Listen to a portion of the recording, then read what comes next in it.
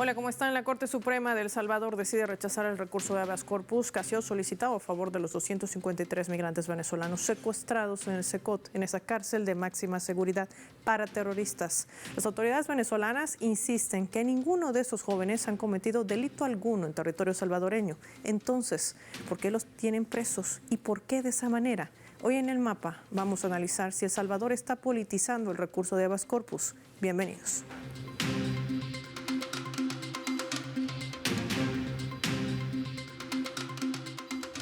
Por esta razón les proponemos desplegar nuestro mapa y revisar algunos datos claves para entender cómo va evolucionando este tema en una situación flagrante de violación de derechos humanos, derechos civiles y tratados internacionales. El Salvador y los 252 venezolanos secuestrados. Hemos identificado en nuestro mapa a este país con los colores de su bandera. Hay que decir que desde marzo de este año, más de 250 migrantes venezolanos se encuentran secuestrados, recluidos sin haber cometido delito alguno en territorio salvadoreño, en esta cárcel de máxima seguridad, que es el centro de confinamiento del terrorismo, el SECOT, en ese país, luego de haber sido deportados de Estados Unidos tras un acuerdo entre la administración del presidente de Estados Unidos, Donald Trump, y el gobierno de Nayib Bukele, en el cual se han denunciado las condiciones deplorables en las que se encuentran los venezolanos, tales como torturas, maltratos, incomunicación, ni acceso a los abogados, ni siquiera a sus familias, mientras que desde Venezuela diversas organizaciones defensoras de derechos humanos, civiles, han reiterado su exigencia de la liberación inmediata o, en su defecto, una audiencia judicial que pueda transparentar y que permita el acceso a una legítima defensa. Vamos a sumar más datos.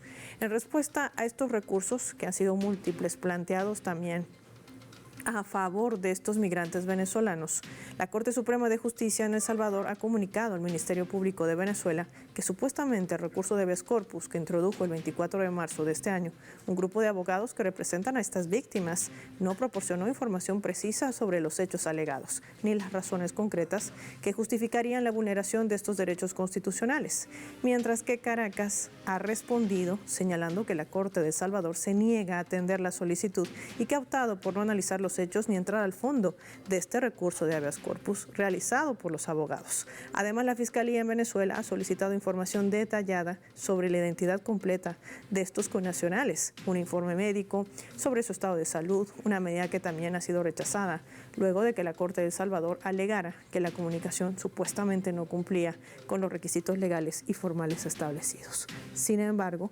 varios de los familiares de estos migrantes venezolanos secuestrados en el SECOT en Salvador han denunciado las violaciones ante la Secretaría del Grupo de Trabajo sobre la detención arbitraria del Consejo de Derechos Humanos de Naciones Unidas con sede en Ginebra.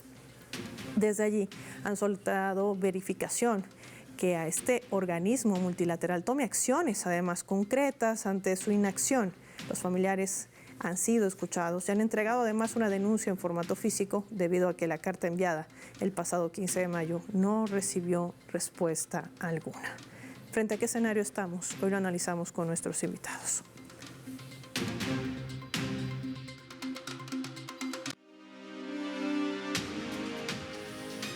Vamos a centrarnos sobre todo en lo legal, en tratados internacionales y más. Para ello nos acompaña Roxana Cardona, es abogada, penalista, se conecta con El Mapa desde El Salvador. Qué gusto tenerla en Telesur, bienvenida. Hola, buenos días, muchas gracias por el espacio. Doctora, ya la veo. Quiero preguntarle antes que nada, ¿la decisión que asume esta Corte Suprema en El Salvador es una decisión estrictamente legal o es política? ¿Cómo entender lo que está pasando en medio de un recurso que además puede ser presentado por cualquier ciudadano en el mundo y no necesariamente tiene que ser por escrito, puede ser inclusive verbal? Y la gran interrogante también de por medio.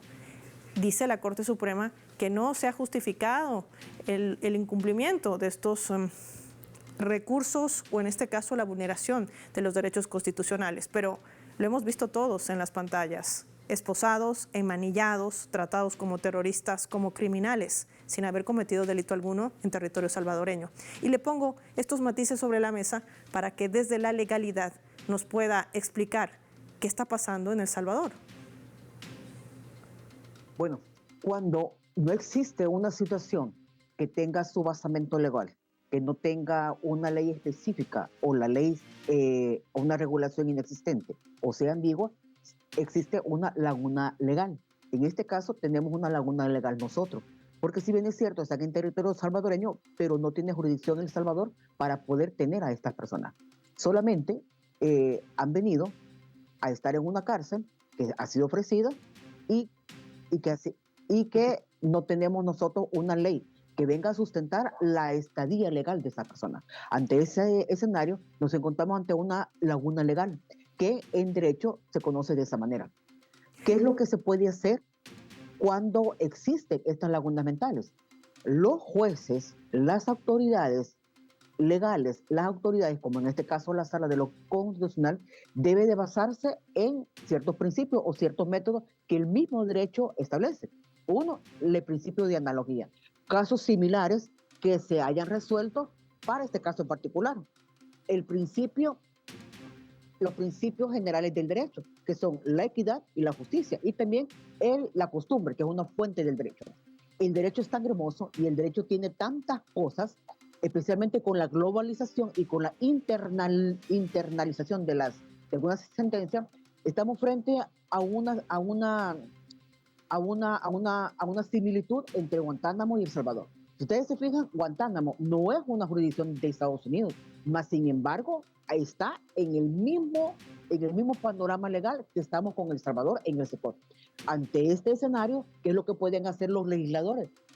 Involucrar una sentencia internacional y ponerla, analizarla e integrarla acá.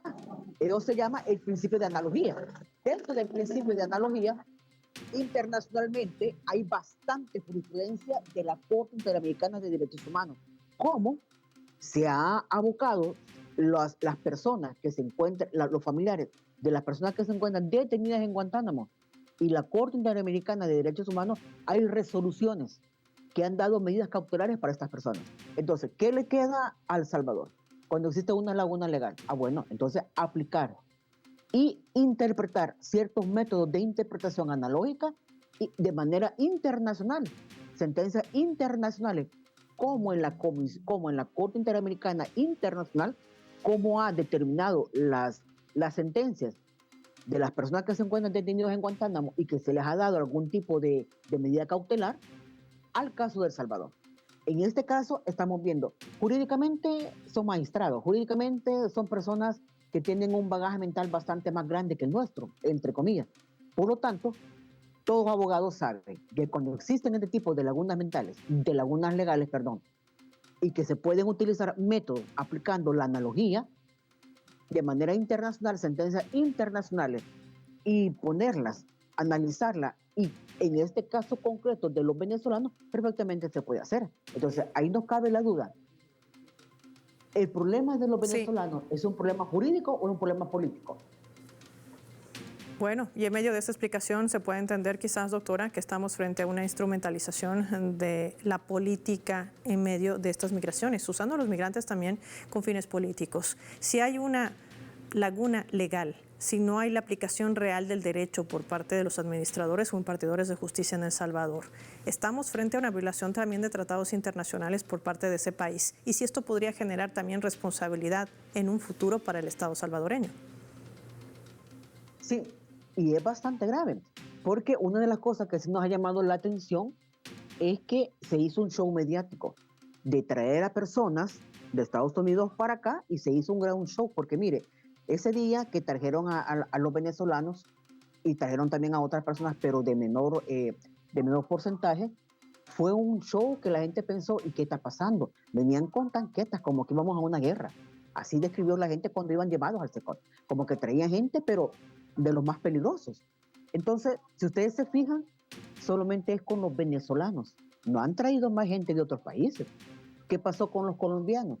El señor Andrés Guzmán, que hace poco fungía como representante de derechos humanos de parte de la presidencia, hay una foto que ellos sí se les permitió entrar y se tomaron fotos para mostrárselas a los familiares. ¿Por qué con Venezuela no está haciendo lo mismo? Porque esa no principio de igualdad de condiciones en un país como el nuestro, en donde supuestamente existe la democracia y existe el Estado de Derecho, porque no se le ha dado el mismo valor a los venezolanos como a los colombianos. A los colombianos se les llegó, se les ha llevado bastantes cosas, y eso se ha viralizado en Facebook con fotos del excomisionado presidencial. que es el señor Andrés Guzmán, que también era colombiano. ¿Por qué no se hace el mismo tratamiento con los venezolanos? ¿No será una cuestión política de parte de Estados Unidos con la no sumisión de un país como Venezuela ante el imperio del norte? ¿No será eso una cuestión que va más allá de la migración, de criminalizar la migración? ¿No será una cuestión más política, de política internacional? Porque una cosa que podemos nosotros observar también es que los tratados internacionales, hay un tratado internacional bien específico. Estados Unidos tuvo un problema con los rehenes. Ellos firmaron un tratado para proteger a los rehenes, pero El Salvador no lo hizo. Nosotros no tenemos firmado ese tratado. ¿Qué fue lo que pasó cuando el señor presidente de nuestro país canjea a estas personas venezolanas? Nosotros no tenemos ninguna jurisdicción sobre ninguna competencia para personas venezolanas porque no son nuestros. Si bien es cierto, están en nuestro país, pero no los han mandado. No existen ni siquiera carpetas judiciales para los venezolanos. Y justamente, doctora Roxana, ese hecho del supuesto... ¿Por qué no lo hicieron ellos? Ya que no... Sí, supuestamente ese hecho del supuesto canje, y lo manifiesto así, humanitario, no es tal. Usted está revelando también aquí en el mapa que esta situación está siendo utilizada de manera política para golpear la revolución bolivariana. Vamos nosotros a marcarnos una pausa. Cuando regresemos, vamos a profundizar este tema de análisis. ¿Tiene esto solamente que ver con el negocio de las migraciones? Hemos perdido contacto con nuestra invitada, a quien agradecemos por habernos acompañado. Y también estaremos hablando acerca de qué hay detrás de toda esta estrategia que implementa el gobierno de Nayib Bukele, que sigue vulnerando los derechos humanos, los derechos civiles y también los tratados internacionales. Y lo hacemos revisando nuestra escala.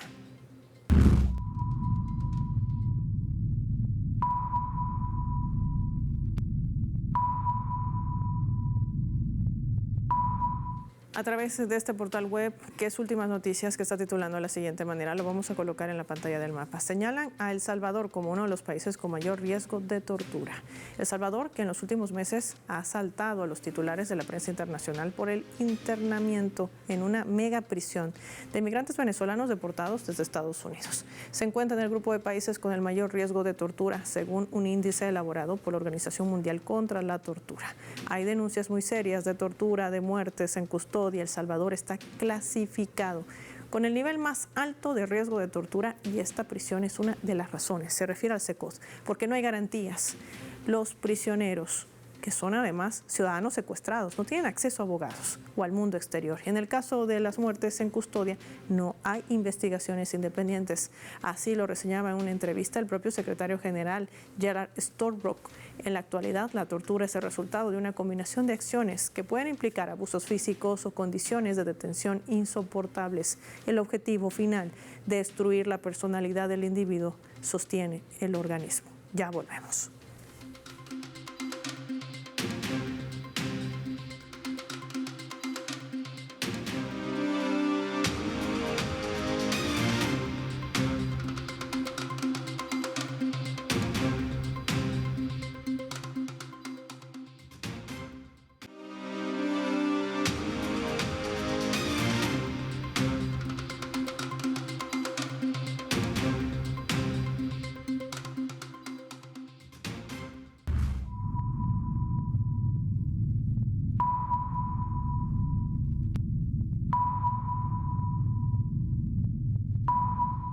Vamos a sumar otro elemento también para el análisis a través de la fotografía. El que ven en sus pantallas es el presidente de El Salvador, Nayib Bukele. Según una última encuesta que ha sido elaborada por la Universidad Centroamericana, la UCA por sus siglas, 6 de cada 10 personas que viven en El Salvador piensan que criticar al presidente Nayib Bukele o a su gobierno puede acarrearles consecuencias negativas. Ante la consulta de qué tan probable es que una persona o institución pueda sufrir consecuencias negativas por expresarse de forma crítica sobre las medidas que implementa el gobierno del presidente Bukele, esto a través de sus redes sociales u otro medio de difusión. El 57.9% de los encuestados dice que eso es muy probable. De acuerdo con este sondeo, 50 de los encuestados de cada 100 ciudadanos consideran que las consecuencias negativas que puede sufrir una persona por criticar a Bukele es ser detenida o encarcelada. En semanas recientes fueron detenidos en El Salvador 5 críticos a la administración de Bukele, entre ellos activistas y defensores de derechos humanos, además de abogados.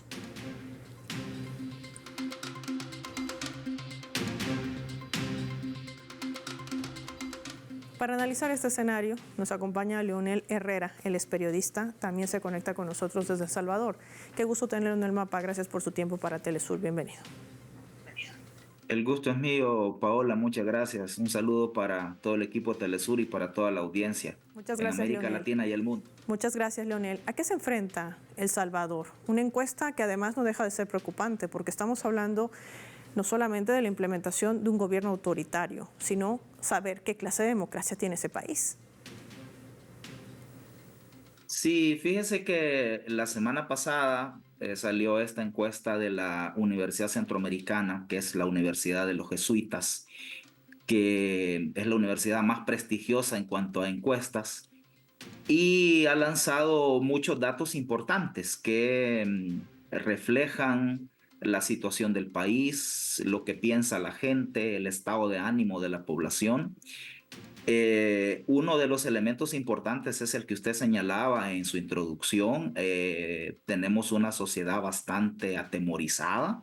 Mucha gente tiene temor incluso a expresar lo que piensa. De hecho, hay algunos que han salido promoviendo, miren, ya no hay que hacer más encuestas porque el simple hecho de que la gente diga que tiene miedo a expresarse, nada nos garantiza que lo que digan en la encuesta es real, ¿verdad? Sobre todo cuando las mismas encuestas reflejan una opinión favorable muy alta hacia el presidente. Pues bueno, ¿qué nos garantiza que muchas de esas opiniones favorables no tienen a la base este temor? Que si expreso una opinión desfavorable puedo tener alguna consecuencia. Entonces, ciertamente es una en El Salvador impera desde hace más de 3 años un régimen de suspensión de garantías constitucionales para toda la población con el pretexto de perseguir a las pandillas. Y digo pretexto porque claramente el régimen de excepción no es una política de seguridad. Si alguna vez lo fue, probablemente al inicio, cuando hubo una emergencia por el problema de las pandillas, pero luego cuando las pandillas son desarticuladas por una ofensiva gubernamental, a esta altura ya no se justifica, ¿verdad? Ahora el régimen de excepción, el tiempo y los hechos han demostrado que es para mantener este clima de temor. La gente no protesta porque la pueden llevar detenida bajo las reglas del régimen de excepción. Eh, es para tener carta blanca y cometer cualquier abuso, cualquier arbitrariedad contra cualquier persona, incluidas penosamente, ¿verdad? Para nosotros, personas extranjeras, ¿verdad? La abogada Cardona hablaba de los colombianos detenidos en el régimen de excepción y del grupo de venezolanos traídos de los Estados Unidos. Entonces el régimen de excepción es también para profundizar un sistema autoritario, ¿verdad? En El Salvador el principal problema es que las instituciones no funcionan. Es decir, este régimen, digamos, republicano del Congreso, del Ejecutivo y del Poder Judicial, que en el caso nuestro son estos tres poderes, en otros países hay otros poderes, no existe. En la práctica no existe. Entonces, por ejemplo, el problema con los migrantes venezolanos secuestrados en el SECOT no se va a resolver institucionalmente, no se va a resolver jurídicamente. La Corte Suprema de Justicia de El Salvador, la Sala de lo Constitucional, la mayoría de los jueces de El Salvador, el fiscal general de El Salvador responden y obedecen directamente al presidente Bukele. Entonces aquí va a ser en la medida en que a Bukele le represente un problema político, ¿verdad?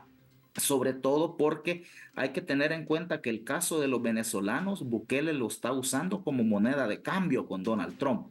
Es decir, Bukele, necesitado de impunidad, de tener el aval y protección de Estados Unidos, se ha mostrado dispuesto a hacer todo lo que Estados Unidos le pida.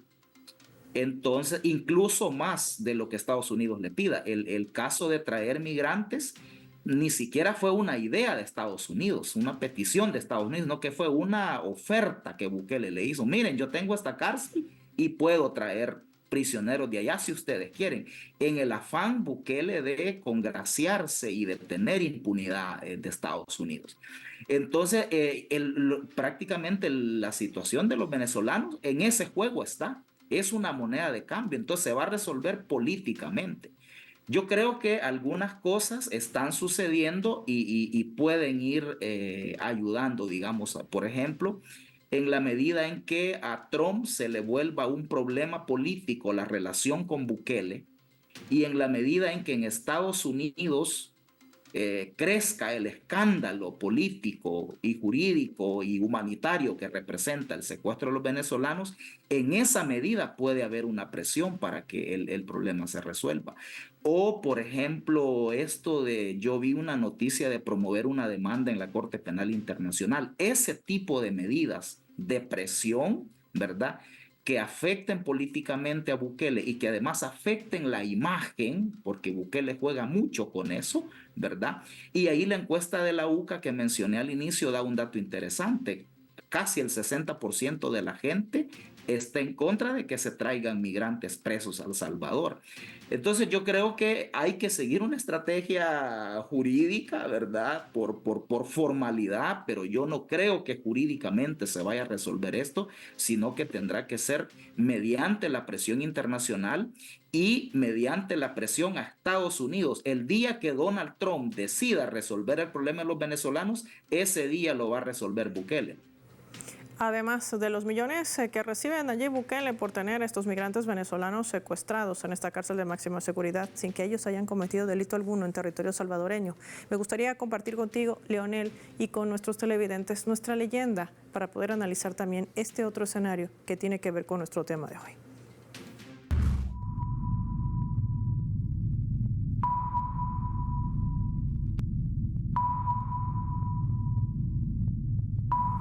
El fiscal general de Venezuela, Tarek William Saab, sentenciaba esto al momento de rechazar la decisión que ha emitido la Corte Suprema de El Salvador, rechazando el recurso de habeas corpus. Y él decía, el Estado salvadoreño ha optado por eludir toda responsabilidad y negar toda cooperación, no solo con Venezuela, sino con los principios más básicos del derecho internacional y de los derechos humanos.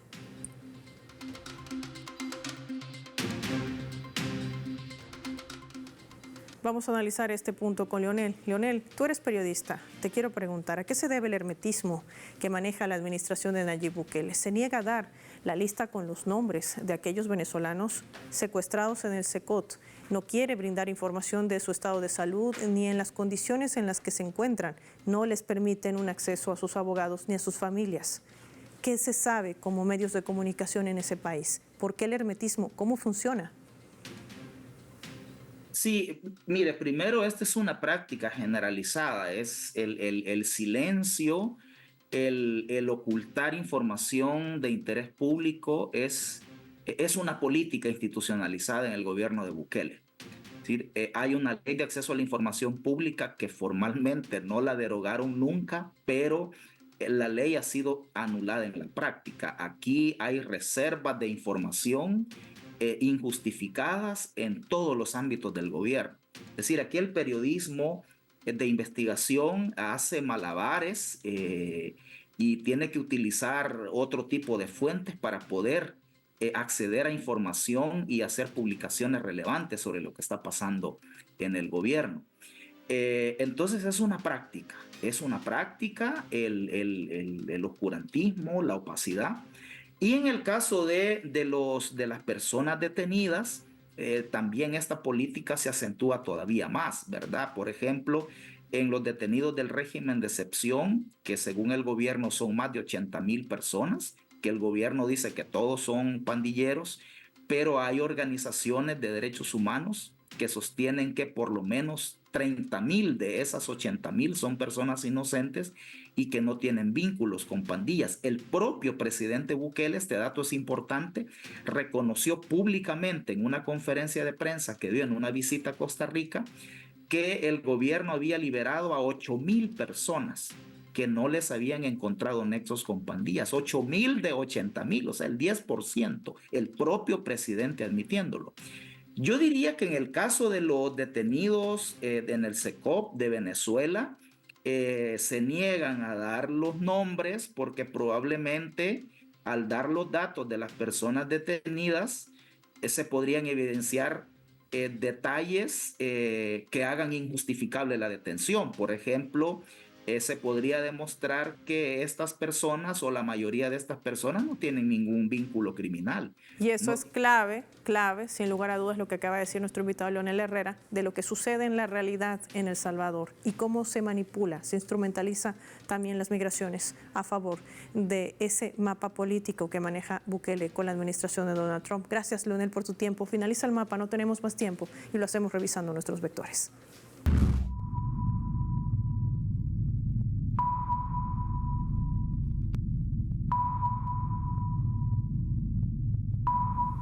Nuestro radar en el mapa hoy nos refleja estas tres claves. Sin justicia. La justicia en El Salvador está sometida al poder fáctico del gobierno de Nayib Bukele. El rechazo a la solicitud de habeas corpus es una violación flagrante al derecho internacional y la propia Constitución de los 252 migrantes venezolanos que no han cometido delito alguno en El Salvador y que han sido expuestos ante las cámaras como terroristas. Otra vulneración a sus derechos humanos. 2. Autoritario. Las denuncias sobre vulneración de derechos crece contra la administración del gobierno de Bukele y que se suma también a los principales problemas que siguen agobiando a los salvadoreños, como la economía y el desempleo. Una reciente encuesta revela que 6 de cada 10 salvadoreños temen ser encarcelados por criticar las políticas del presidente Bukele, lo que revela su carácter autoritario ante una comisión de derechos humanos de la ONU que sigue guardando silencio ante estos hechos. 3. Estrategia.